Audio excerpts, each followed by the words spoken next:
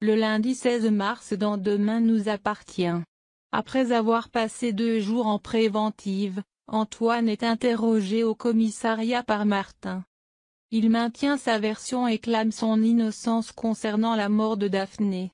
Antoine accuse Martin d'avoir mis le poison dans sa sacoche mais finit par passer aux aveux.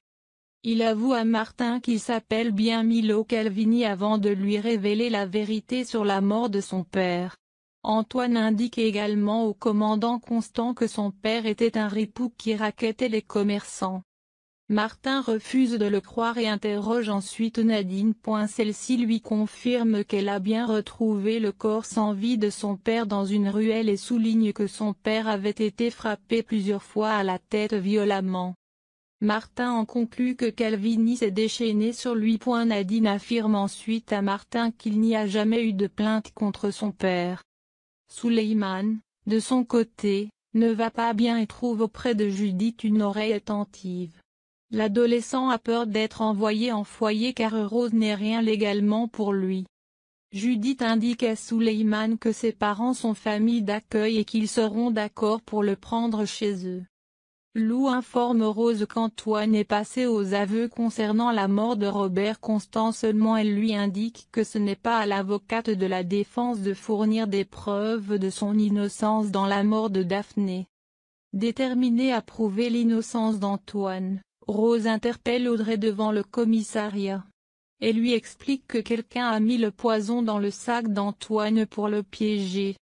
Aurore lui promet de jeter un coup d'œil au dossier. Georges accepte d'aider Aurore. Il remarque dans le dossier que le procès-verbal du témoignage du voisin de Daphné a disparu.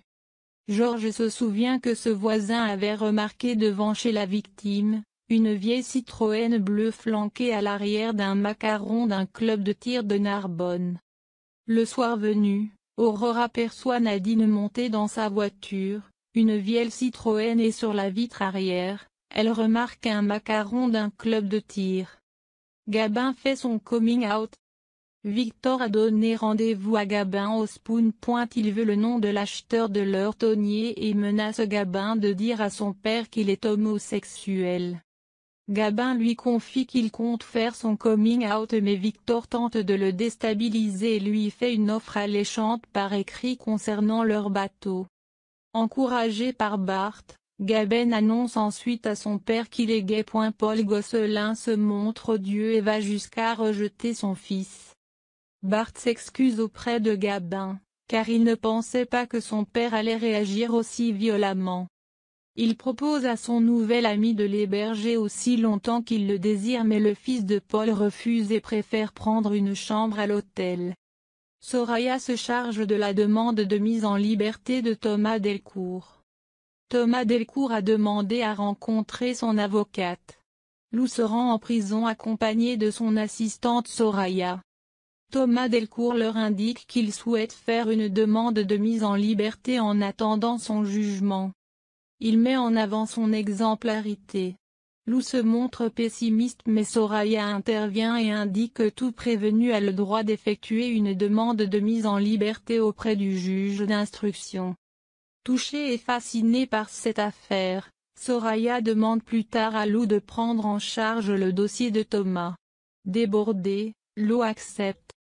À la colloque, Soraya informe Georges qu'elle s'occupe de la demande de la mise en liberté de Thomas. Georges lui souligne que ce dernier est dangereux. Soraya se rend ensuite au Spoon pour parler à Tristan. Et bien que Thomas l'ait séquestré, Tristan accepte d'aider le cousin de Chloé et d'Anna et même de l'héberger s'il sort de prison.